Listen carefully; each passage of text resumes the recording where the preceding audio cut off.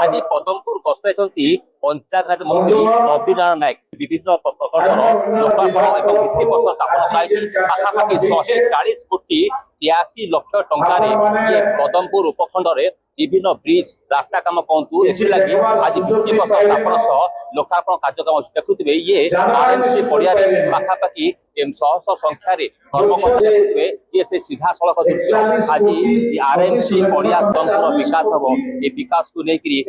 पदमपुर उपखंड में ये विकास धारा बढ़ जो सरकार योजना अच्छी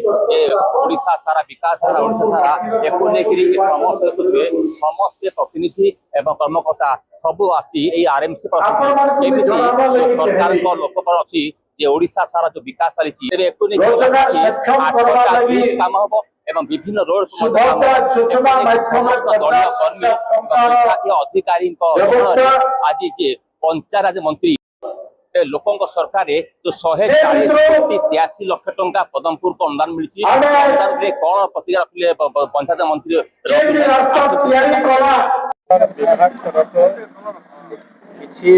प्रोजेक्ट भित्तिप्रस्तर स्थापन करागला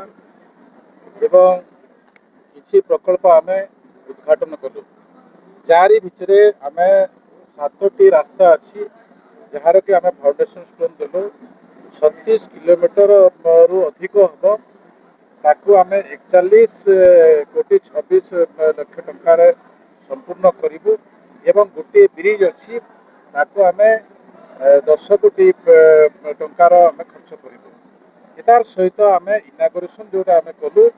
ए आम 28 किलोमीटर रास्ता इनागोरेसन कलु 23 कोटी 76 लक्ष टंका खर्च हम एवं 10टी ब्रिज रो इनागोरेसन कलु जहाँकि 66 कोटी 1 लक्ष टंका खर्च होती सब मिसिकरा 140 कोटी 38 लक्ष टंका अच्छी फाउंडेशन स्टोन एवं लेइंग फाउंडेशन स्टोन एवं उद्घाटन कलु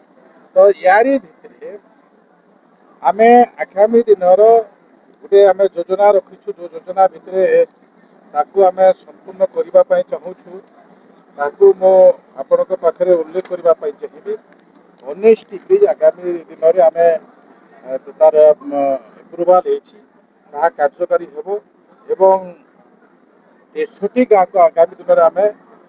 कनेक्ट करूँ यार भितर आम 346 कोटी टंका आम खर्च करूँ ये प्रकार भाव आम पदमपुर आइसोलेट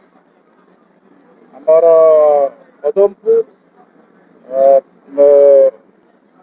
सब आमर जो ब्लॉक अच्छी सब ब्लॉक आम जोड़ी दादन वर्तमान आम जहाँ आकलन करुछु 2 वर्षर आकलन में आम ए वर्ष दादन मुक्त बरगढ़ जिला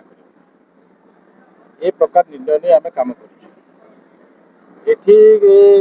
जो माने दादन जाऊे